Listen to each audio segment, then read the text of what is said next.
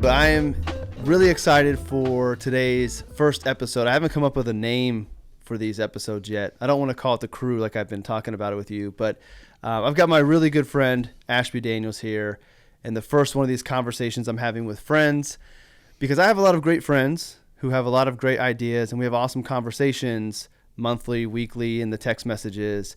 And I just felt like, what if we just periodically got together, had these conversations, recorded them, see what happens, and share it with the world, because I know there will be some things that come up that will benefit other people. So I wanted Ashby to be one of my first, because he's one of my longest friends in this profession and technically in life these days. Like, a lot of my friends in the past have kind of, gone different paths, and Ashby's been with me since the early days of starting RL 2018. Wealth. Yeah, it's been a while. It was RL Wealth then. Yeah, there was no S. Silas wasn't around yet. So Ashby, real quick, I'll let you kind of give your own intro to the world, and then we'll dive into a couple topics we kind of picked beforehand and see where things go. Yeah, so obviously Justin and I became friends in 2018. That was right as I made a transition to a new firm. I started in the financial advisory business in 2008 and transitioned 10 years into a different firm, which is, as I said, is when Justin and I became friends. I was there for another 6 years, so my financial advisory career spanned 16 years. I exited my practice in September of last year, so it's been coming up on it'll be a year on the 30th. And you started a different company called Money Visuals back in 2021 that was designed, it was basically a writing business for me that I, helped other advisors with their client communications to hopefully help clients make better investing decisions. And that's what I spend all my time doing now. And so it's been an interesting run, but, I am immensely grateful. I'll tell you this about, my advisory practice. It might be an interesting jumping off point for what we wanted to discuss is I had the greatest clients in the world, truly. Loved every single one. I mean, that's a product of when I transitioned in 2018. I only brought with me the people I was truly, truly excited to work with. And then from there, once, including those people, I only added clients that I was super excited to work with. So I had 54 of the most amazing clients that I think could exist in the financial advisory space. And so I battled with, do I stay an advisor or do I transition into doing exclusively writing? And the relationships that I had with my clients was the hardest thing to get past, because I treasured every one of those relationships, and they were far more than just clients, as I know is the same for you, Justin. They were deep friendships in a lot of cases, and I've continued to communicate with them. It's kind of funny, like the relationship didn't end for quite a few, which is nice. But with that said, I have zero regrets for having made the change. I am immensely grateful for the opportunity, but I'm thrilled that I made the decision that I did, because it's freed up a lot of time to focus on writing, and at the time to focus on my mom and things like that. So it was a godsend that I made the decisions that I did, even without, you talk about the universe, without knowing what was in front of me at that moment. But super thrilled that I did that.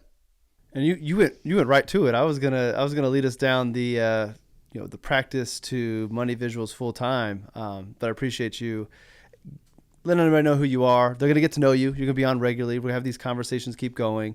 And before we go any further, I just want people to realize this is not going to be a finance conversation.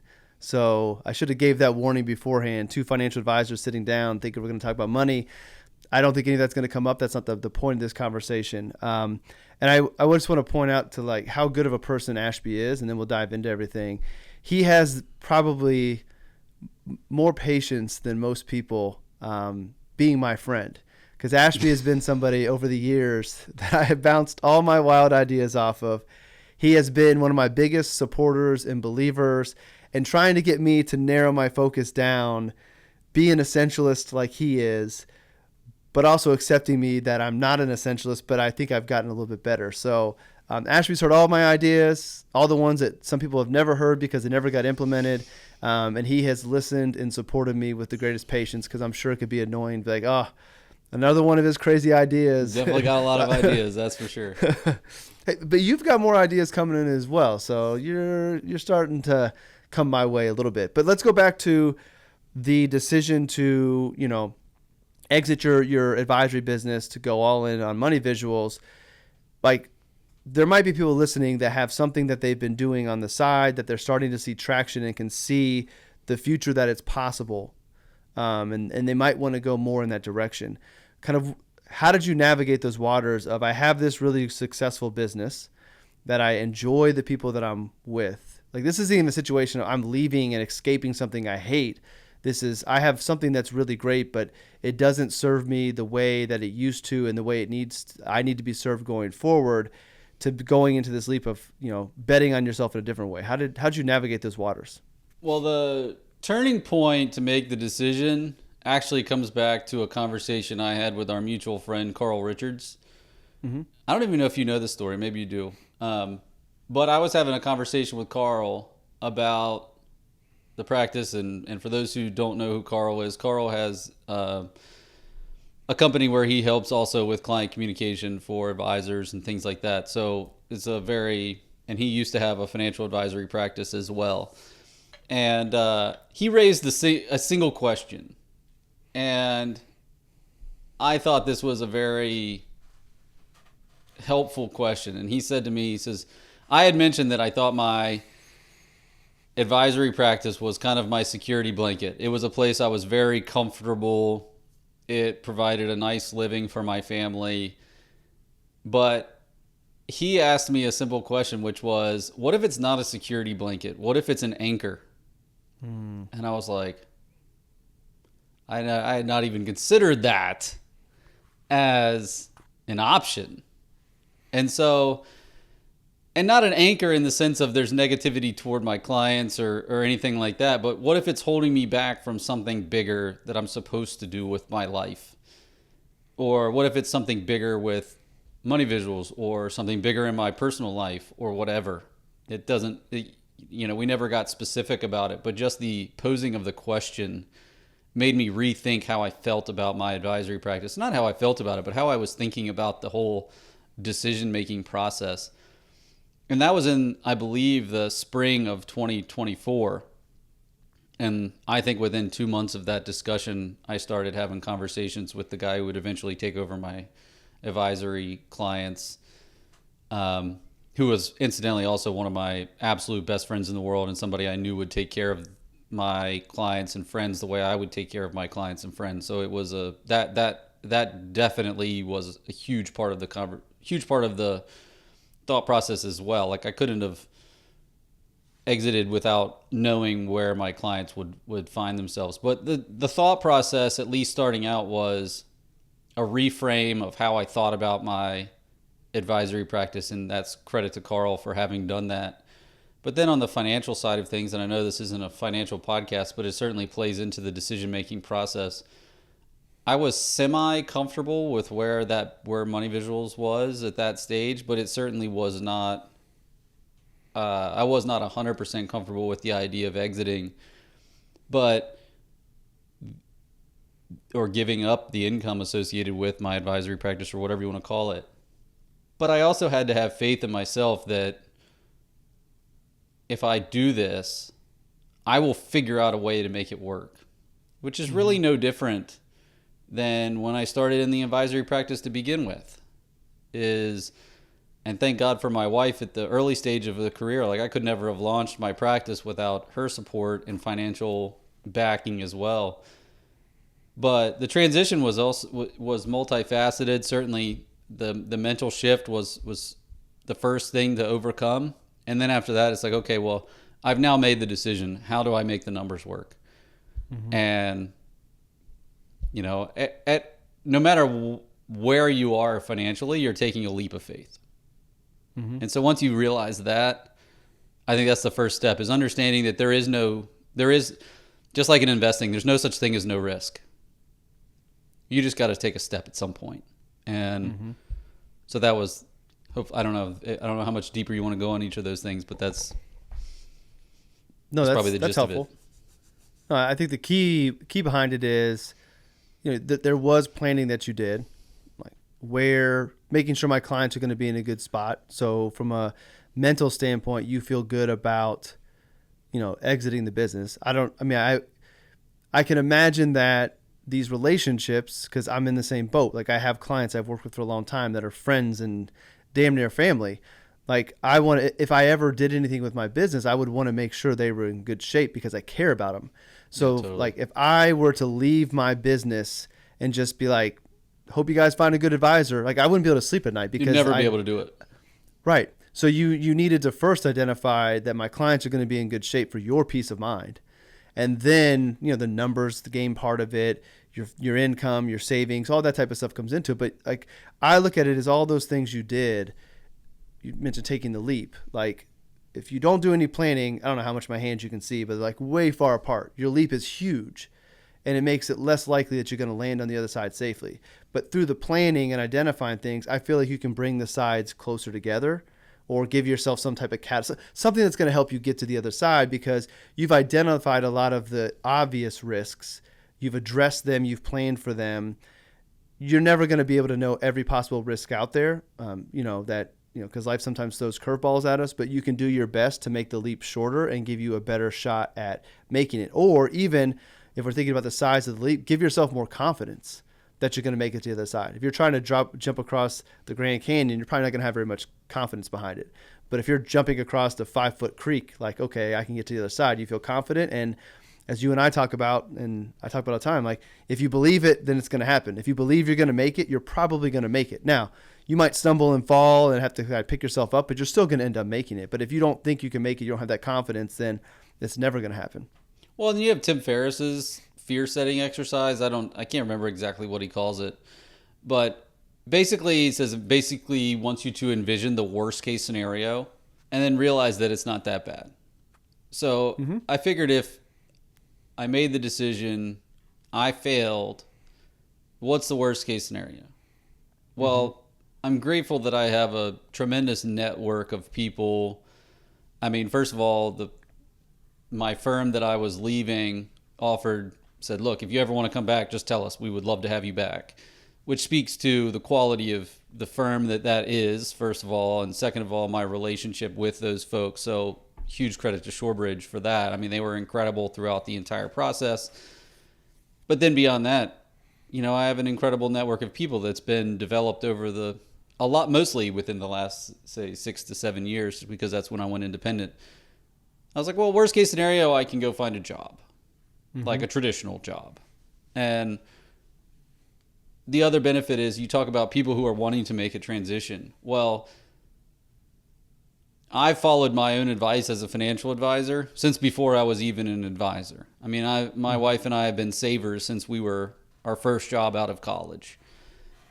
And so that also lessened the risk associated. I mean, I'm 42 now for reference. That lessened the risk tremendously because we've been saving for 20 years.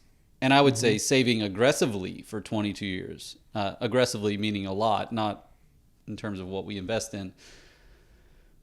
And so we were prepared financially to, well, if this doesn't go perfectly, we're still okay. And so being able to put yourself in a position, you may not be, if you're considering making a leap, well, maybe you're not financially ready quite yet. Then spend the next little bit of time getting ready, whatever that means to you. Build yourself a safety net. And that way you can leap with much more comfort. Because if there's a safety net underneath you, you will feel more confident because you can realize that, oh, okay, this isn't, even if it doesn't go according to plan, it's not going to be the end of the world. I want to pull a nugget out of there for anybody who's younger listening. This is a finance part, but anybody younger listening, a lot of times some of the first advice you get coming out of college, getting your first job is, start saving for retirement. You got to start now, get your 401k match. Like all of that stuff is true, but I want to shift the perspective. Like start saving as early as you can I think you should balance it with living and experiencing as well. But start saving earlier to give yourself optionality in the middle of your life. Like, to Ashby's point, him and his wife saved so in the early 40s he could leave a pretty safe paycheck that he was really in control because it was his business to go pursue the thing that he really felt like he was supposed to go do. And financially, he was able to do that because of what he did the last 20 years. So yes, that early savings that you and Beth did are going to be great for if you ever retire, but it was really, really impactful for your midlife, which is exactly what allows me for the last 3 or 4 years to not try to grow my firm, because I wanted to be home and not work as much as I would be if I was in growth mode. And same thing, Ange and I started saving. We had the benefit of good markets early in our career. So the growth on the savings that we did has been really, really good. So I'll take some of that luck to my part, but it let me have way more control in the middle of my life. And I think that's really important because, the people talk about midlife crisis. I think it's more about a midlife awakening. It's no surprise that a lot of people, when they hit around 40, begin to start making some changes, because I feel like if you're living life and you've lived a life, you have enough experience to know what you like and don't like. You hopefully have more experience about where your gifts and talents are and what your strengths are. And then you kind of get to this point where you're like, I'm tired of not doing what I want to do.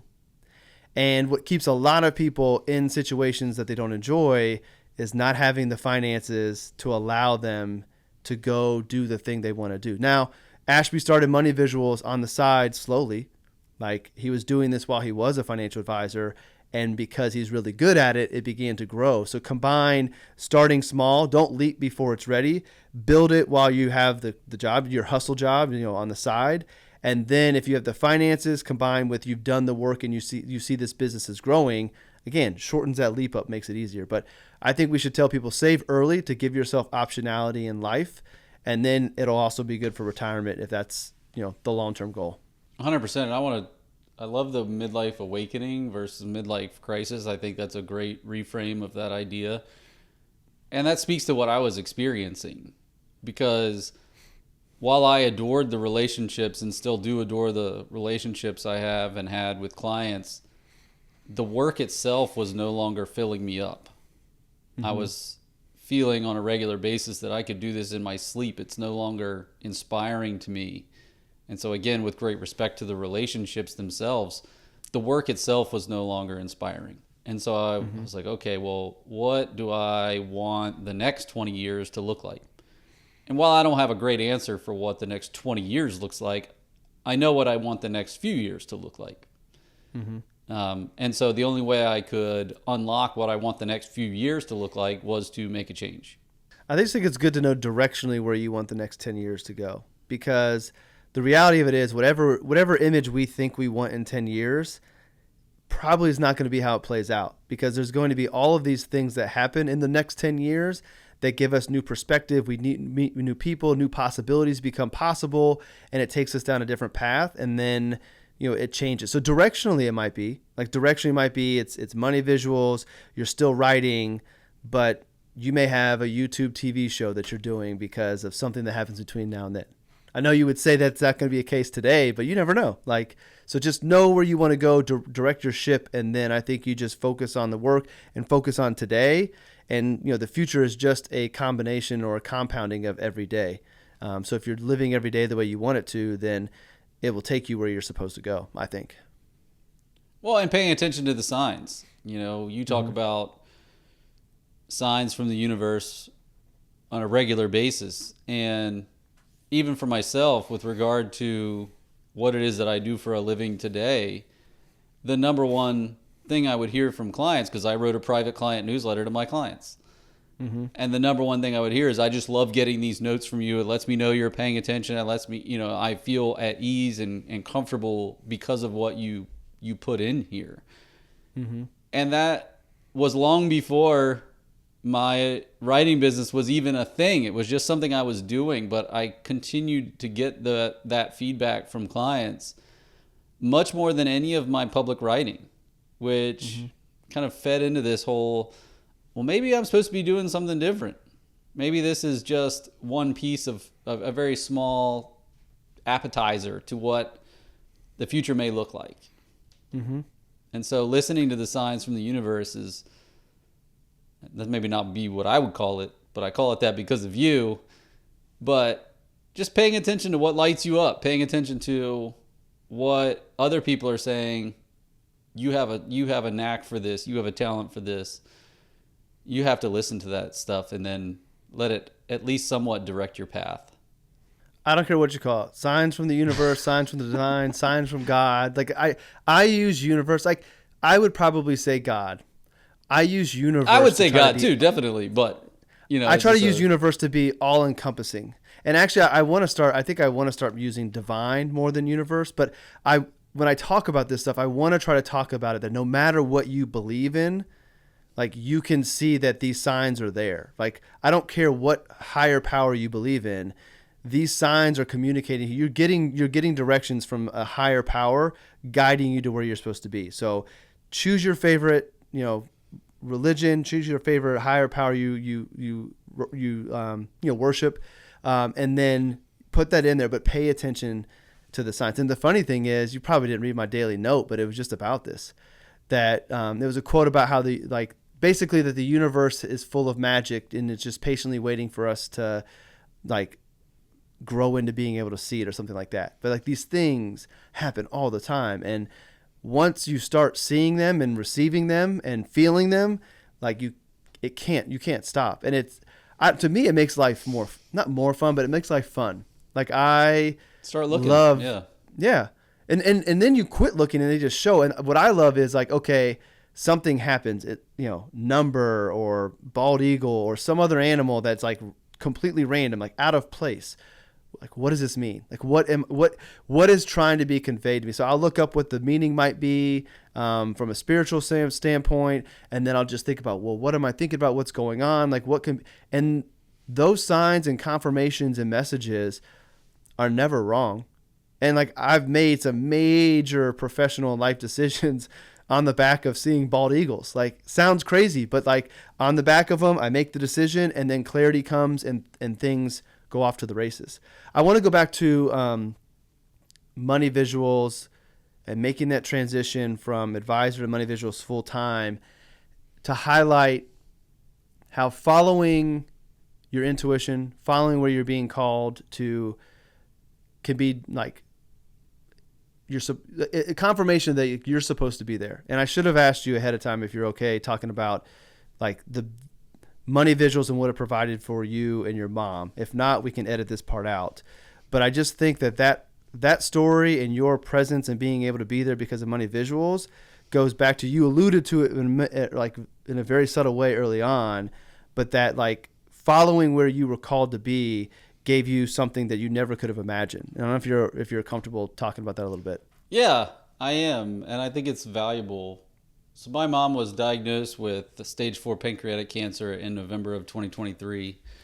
And so I obviously exited my advisory practice. I left that business in September of 24. Although in September of 24, my mom was still doing great. And for what it's worth, when she was diagnosed, the doctor said, you might have, 11, 12, basically a year to live. Or they don't tell you that, actually. That's not the way it goes. They say, generally somebody with your diagnosis, the average life expectancy is, a year. So they don't ever tell, contrary to what people hear, doctors don't tell you, we think you have a year to live. They don't do that. But so by September of 24, my mom was still killing it. She was doing awesome. And glory to God for that, because she was a straight up beast through her chemotherapy treatments and a variety of other treatments. She was at the hospital multiple times a week, every week. Never a complaint. Not one, not ever. I was just shocked. I learned so much from my mom in that instance. But to the point of the question, when I decided to just focus on money visuals, my mom was still doing great. It was not frankly a factor in my decision. The decision to move back to Williamsburg, my mom's health was a factor. Although unbeknownst to me, I didn't know that none of us knew that she had cancer at the time.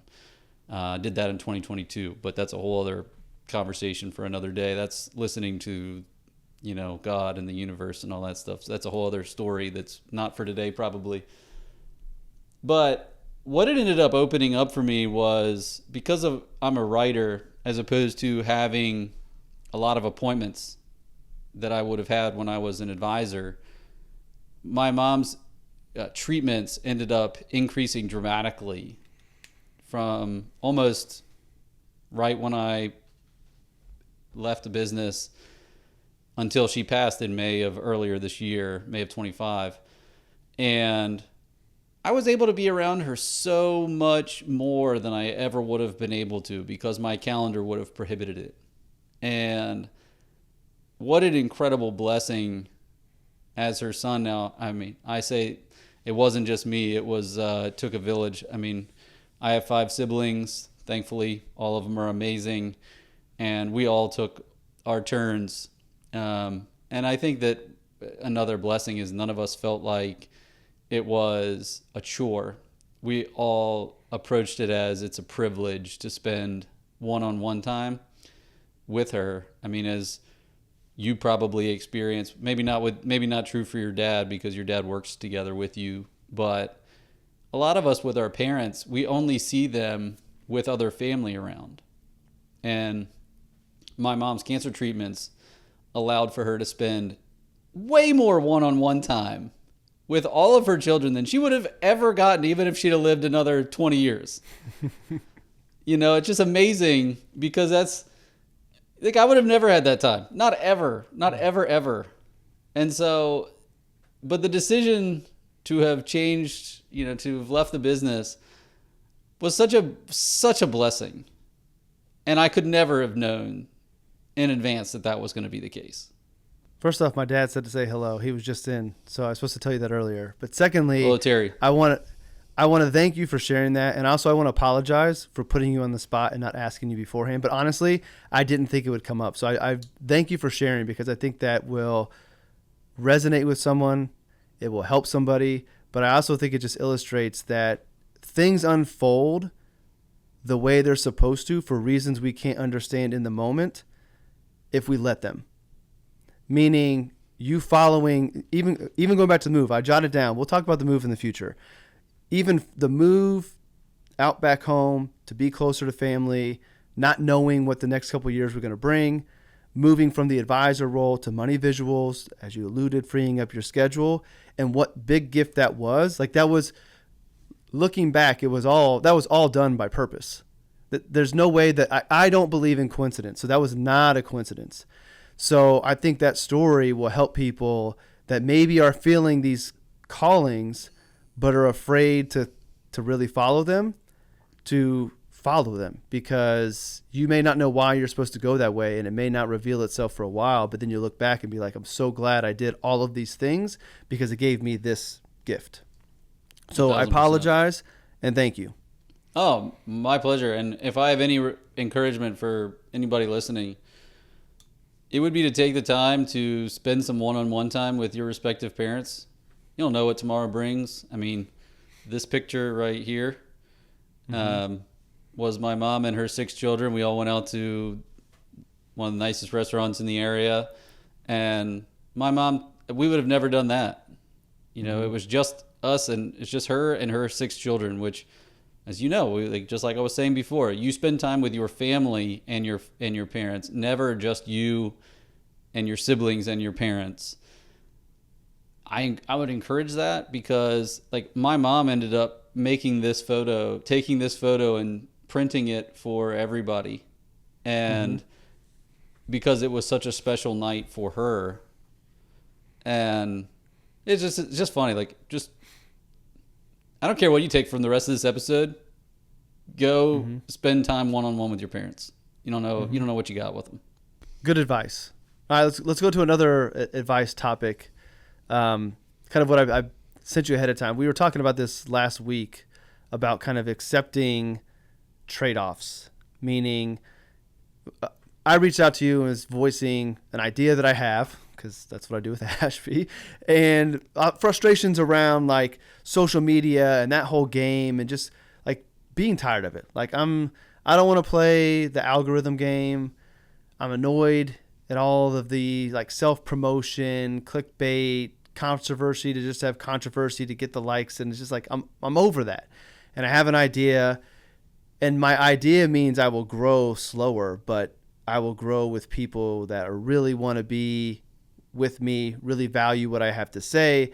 And so I'm almost to the point where I'm okay with the trade-off of my stuff may not see as many people because I'm not leaning on social media as much, but it's seeing the right people, and I believe that the people who need to see it will find it. So like that's what sparked the conversation, and you've talked about this as well, but just kind of realizing that we get these opportunities to make decisions, and sometimes we just have to accept the consequences, and they may not be as like dramatic as consequences, but accept the trade-offs, accept the consequences that come. So I thought you had a lot of good stuff to talk about that. So I'm just going to shut up and let you share your thoughts on this idea of accepting these trade-offs and consequences to do what's more aligned with our truths.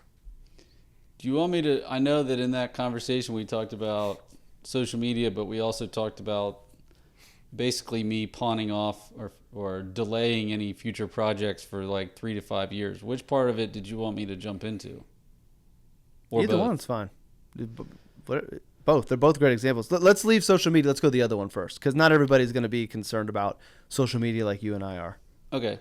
So this came up with a different conversation with another mutual friend, Taylor Schulte. And if you're listening to this podcast, you probably have you're probably very ambitious. You have type A tendencies. You're very determined to be successful. However you define that, everybody defines it differently. But it's really hard to pull the reins back on yourself and be like, hey, maybe this isn't the season of life for this. And I think this is the last time I'll use this phrase. Another mutual friend, Jeremy Walter, we've talked about the idea of seasons of life. The three of us particularly have talked about the idea of seasons of life. And that's an idea that has stuck with me. But when I was having a conversation with Taylor, we were discussing, well, what's next? What do you think is, around the bend? Like, do you have other projects you want to launch and things like that? And the answer is unequivocally, yes, I have other projects I want to launch. That's unequivocal, but I am not going to. And it was kind of met with surprise. I don't know another way to say it, but he's like, well, why not? And I said, well, because the way I see it is I have somewhere along the lines of 3 to 5 years, 7 if I'm lucky, where my kids really appreciate. I have 2 boys, 12 and 8, 12 and 9 tomorrow, actually. So 12 and 9. And I have 3, let's call it 3 to a generous 7 years that they really value me being around. So as a dad, which is one of the highest callings, or as a parent, is one of the highest callings any of us have to fill, I want to be as present as possible for those 3 to 7 years. Mm-hmm. And the only way I can guarantee that I'm as present as possible is to retain white space in my calendar. If I fill my calendar up, like I am apt to do, by the way, I'm just as tempted to do that as anybody. But if I fill my calendar up to where it looks like calendar Jenga, can I go and do the things I want to do with my kids when they decide on a minute's notice that they want to do these things? And I don't mean that in a spoiled way. I mean that in I want to be a present father kind of way. I want to be able to do those things. And so my response is I put aside my professional ambitions that I have beyond what I'm doing now for the next 3 to 5 to 7 years until I can then say yes with confidence that I have the time and white space to be able to dedicate to it. Now, a critical second point of this is it doesn't take away the temptations. It doesn't take away the desire. I want to build something big. I don't know what that is yet, or I want to be part of building something big. But I'm okay with that not being right now. I'm confident I will never regret having done what I'm doing now. But if I choose to take on another big project or do something that takes up a lot of my time, I am not confident that I wouldn't come to regret that. It's not a guarantee that I would regret it, but it introduces the possibility of regret in a way that I know I will not regret this time. And so nothing is a no. It's just a not right now. And I'm a big proponent of making a decision to not make a decision. That is a decision. And nobody really realizes this. So you can decide to not decide right now. And you can push that decision off into the future. And I think that's a very underrated decision tool. And so my belief was just that I want to be around. I want to be focused. Obviously, I need to make a living.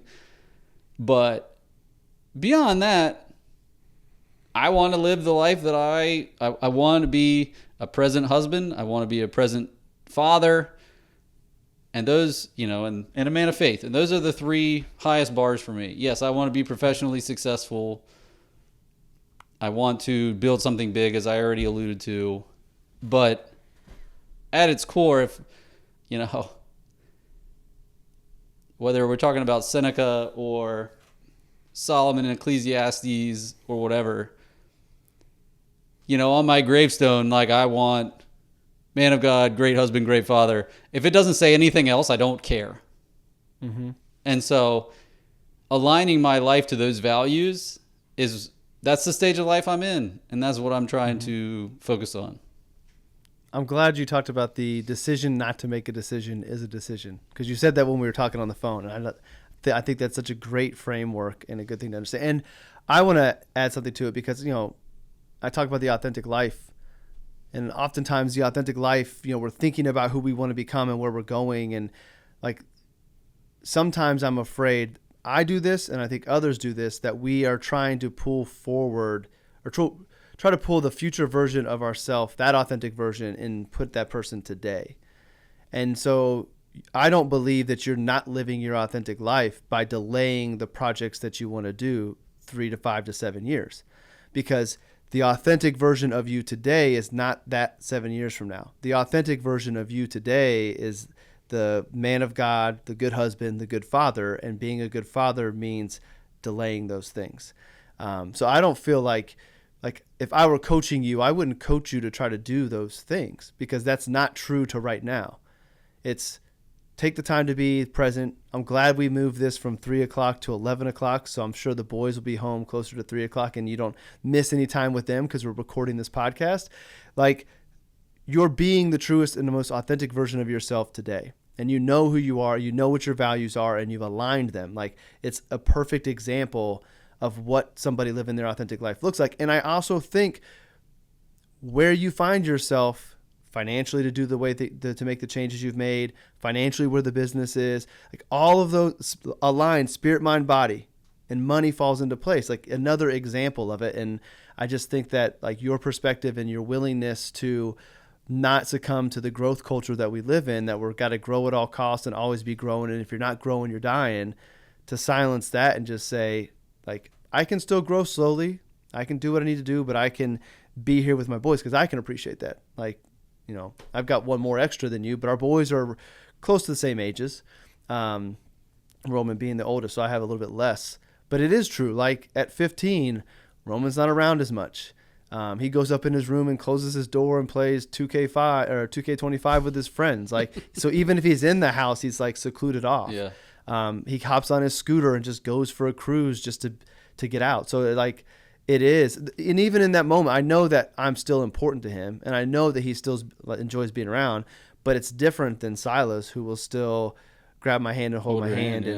And we'll go in the pool, and he's big into WWE now, so we'll wrestle in the pool. So yesterday he was doing Stone Cold's move on me and RKOing me in the pool. We're having fun. Roman's not going to do that. Roman's not going to get in the pool with me. So I think that that's a great example to be giving others because I'm sure there are other people who are observing what you're doing, but also what an example you're giving your boys. Like as Well, they I grow struggle up, with that. I don't know that that's a good example. no, I, no, hear me I- out. Hear me out.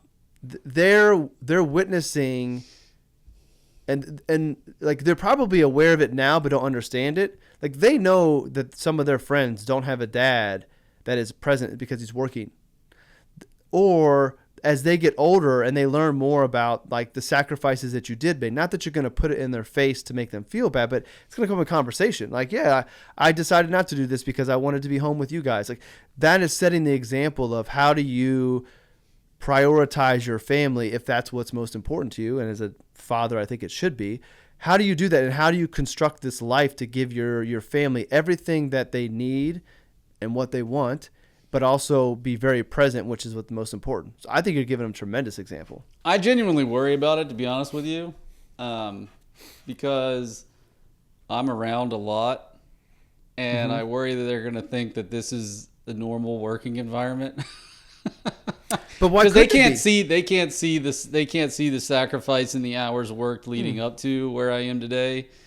And if they think that the way I operate and work is what work looks like, and it's not a daily, you have to go to the office and you're at the office. I'm not saying, obviously I want them to think bigger than a corporate job, but I'm sure there's some level of balance, but at the same time, I think that I want my kids to know, I forget what book it was, but I read a book where it talks about like the most important thing for your children is for them to know that they are loved. Mm-hmm. Everything else is gravy. Like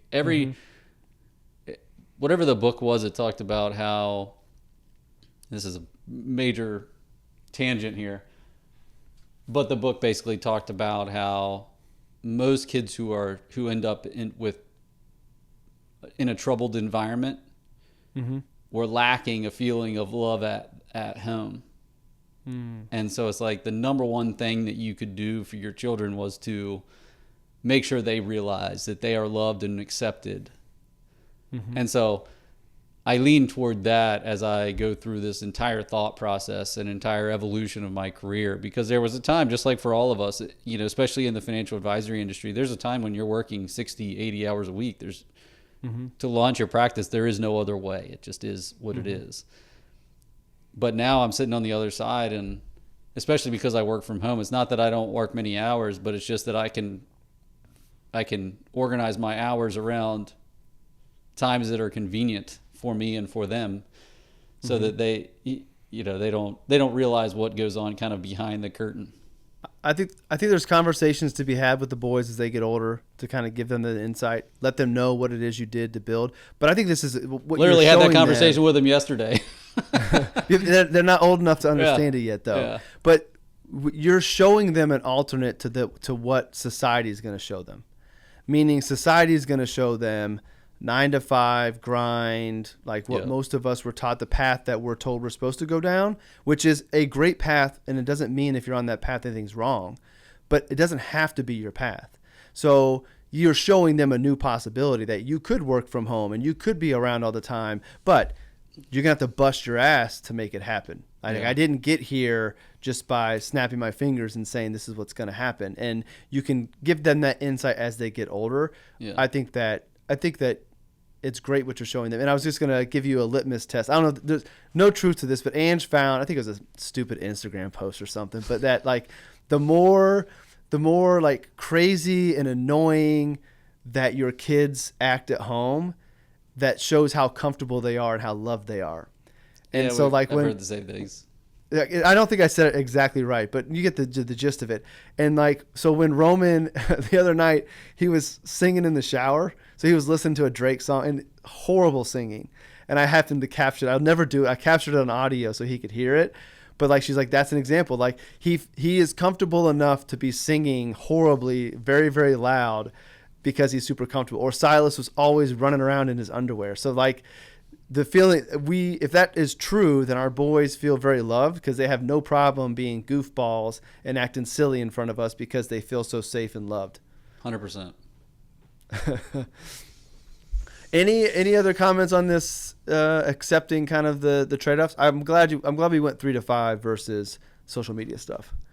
Yeah, no, I mean, I think that it's just no, not really any other thoughts. Just to encourage people to decisions that you make, and you're the king of this, don't have to be permanent. Mm-hmm. You know, you can make a decision to not make a decision. That is a decision. Mm-hmm. And understanding that there are very few permanent decisions. Mm-hmm. We think every decision is permanent, and almost none of them are. I will make a plug for the idea of the authentic life and the authentic self.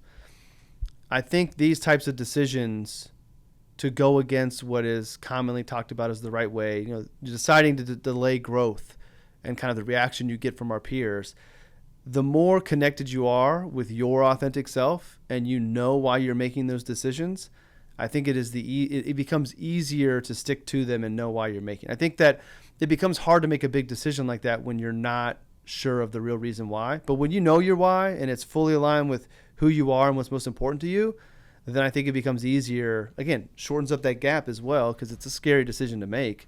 You know, I got a family to provide for. It's only going to be more expensive because the boys, as they get older, are going to be getting into, you know, whether it's bigger clothes cost more or other hobbies and different things. Like, it's going to be more expensive for you and your family in the coming years. Inflation is a given because of everything else as well. But you don't feel like you need to grow because you know that the growth will come just organically with some things, but the other stuff is more important. Well, so I just think to that point, though, foregoing professional growth doesn't mean foregoing growth of all other facets of life. I mean, yeah. And that's where I think a lot of, especially in the financial advisory space, but I think this is probably true in nearly every other aspect as well. Choosing not to grow. First of all, I've gotten countless messages because I posted in the manifesto that I wrote when I decided to cap my membership, the reasons behind deciding to do that. And the whole statement of, if you're not growing, you're dying, drives me insane. Mm-hmm. But it's almost like people need permission to not grow. Mm-hmm. But to my point, what I'm getting at, though, is just because I'm choosing to, quote unquote, not grow, and that doesn't mean I'm not growing. Like, I'm trying to become a better writer, like avidly, like actively trying to become a better writer. Mm-hmm. Because I'm not, quote unquote, making more money, I'm foregoing that possibility. But that doesn't mean I'm not growing in other places. So, like, I am physically fitter than I've been since I was 21 years old. Mm-hmm. And that's been a big focus since my mom passed, because I had a lot of time I was spending on that.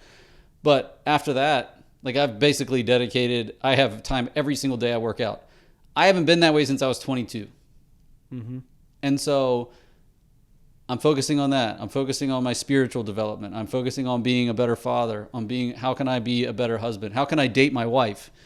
You know, like, I'm making tremendous progress and strides in other areas of my life because I've decided to forego additional financial / professional success. Mm-hmm. Not that I don't have enough of that, but it's just that professional success can be all-consuming in a way that the others are not. Mm-hmm. You know, like, I could focus on nothing but growing my business, and I would forego my health, my faith, my family, everything at the cost, or for the investment, if you will, of further financial success. But by deferring additional professional opportunities and developments and financial opportunities, I find I can better balance all the other important aspects of my life, mm-hmm. and they are not sacrificed at the altar of professional success. I had a thought that popped in my head as you're saying that. Sometimes we also have to, like, we can't be growing in all areas at the same time. There's not enough time and energy to do that. And I think one of the best if one of your goals is to grow professionally, then sometimes you may have to go through a period where you spend more time on, like, growing yourself as a person, whether that is spiritually or emotional or skill wise or your health. And I will be willing to bet that if you spend time growing yourself in those different ways, whatever you need, that when you go back to the professional side, the professional growth will go. A friend of mine used to always tell me, like, if you want, like, in order to grow your business, you need to grow yourself. You grow yourself, then your business will grow, as a kind of a secondary benefit of it, which I think that's kind of interesting. And I thought it was a great point that it's hard to be growing in all those areas. You can grow in multiple areas at once, but to really focus in, this is where you have to pull back on other areas. So, well, that may be true, but for me, pursuing professional success is all consuming in a way that the others are not. I mean, I can easily allow my professional ambitions to take over every waking minute in a way that literally none of the others do that to me. And maybe that's a product of being ambitious, type A, determined, which is, again, everybody who's listening to this. If you have found that your professional life can overtake your life, then maybe it is time to pull the reins and say, like, okay, well, maybe I should be looking at this a little bit differently. I was going to ask you, do you think that it's easy to become, the professional side can become all-encompassing because you love what you do? Or do you think even if you were doing something that you hate, you would be able to be consumed by it? Oh, I'm able to be consumed by things I hate too. Because I just wondered if I had stumbled across something that, as I think about like coaching people, that, okay, one of the risks we have is when we find that thing that we're supposed to do and it falls into the professional realm, that we can find ourselves being too consumed with it because we enjoy it so much and we love it so much. So I think you may have given me something to pay attention and look for that wasn't really on my radar before. I think it's maybe a matter of just being a driven and ambitious individual. I mean, before I was even a financial advisor, I was a project manager and superintendent for a builder. Well, when I got off of work, I would buy books on basically building and I would read the books. And so I could find, because if you're driven to be the best, to want to be the best, like, that's not a dial you either, you dial it in. You're like, I'm a 10 or, I'm an 11, to quote Spinal Tap, like, turn it up to an 11. But it's really hard to be a 7. Like, it's so much harder to be 7. Versus if I just say, look, I'm happy where I'm at right now. I know in my own mind I'm happy where I am. I have, quote unquote, enough. We're on pace for every one of our financial goals. What is most important to me now? And the only way I can do that is to say, okay, I need to draw a clear line in the sand that I can't take anything else on. And I have to make that decision. Otherwise, I am tempted to the point of capitulation that I'm going to do the next thing. I'm going to take on the next role. And I just think that, I think for a lot of people who would be interested in this podcast probably suffer from a feeling of, I need to be doing more than I am. And so that's why I think, or you always think that the next rung on the ladder of success is just another step up. So I should be reaching for that next rung at the cost of, in a lot of cases, everything else. I mean, you're a super fit guy. How many people look like you? Not a lot. Most people are sacrificing. Trying to get better too. Yeah. But I know I saw the other day that you were like hiring a nutritionist and a fitness coach and all this other stuff. And I'm like, man, I'm just trying to work out every day. Like that's it. But I think that people see that next rung and feel this obligation or responsibility to take that next step. And it's like, what if you don't? But you have to make a decision to not reach for that. You can't just let it sit there and tempt you and tempt you and tempt you because you're going to succumb to it. Because that's who you are. I am who I am without, like, I don't have any say in that. I have to put in guardrails to say, I'm not going to do this. And the whole, coming back to that 3 to 5 year thing, I have to make that decision because I don't have the ability to just be like, I'm going to dabble in this. Like, I don't dabble. Dabbling is not a thing. It's I'm all in or I'm all out. I don't have there is no, I have first gear and fifth gear. I don't have the others. And I bet you that is a lot of people. Especially if you're listening to this. I'll tell you what, I am so lucky to have people like you that I get to have these conversations with all of the time, which makes me excited about these episodes. I don't have any cool closing questions. I want to come up with something that'll be kind of like fun. My buddy Matt Ziegler gave me an idea, but I forget what it was. I was racking my brain as we were talking, like, what can I end the episode with that would be meaningful? I don't want to ask like for your favorite show or favorite book, that type of stuff. So I don't have anything cool to end the show this time. But next time you're on, which hopefully you stay in the rotation and we keep building these things, I'll have something that'll be kind of fun for the audience, maybe a little bit of a takeaway as well. But I think that you gave us plenty of takeaways in this episode as far as little nuggets and things to think about and prioritize. So I don't know if you have any final words for this first episode, but thanks for being the first of these episodes. And I'm looking forward to doing more of these with, build you a little fan base of people who like to hear what Ashby has to say, so they tune into the show. The only closing word I have is if you were lucky enough to have a good relationship with your parents, call them and tell them you love them.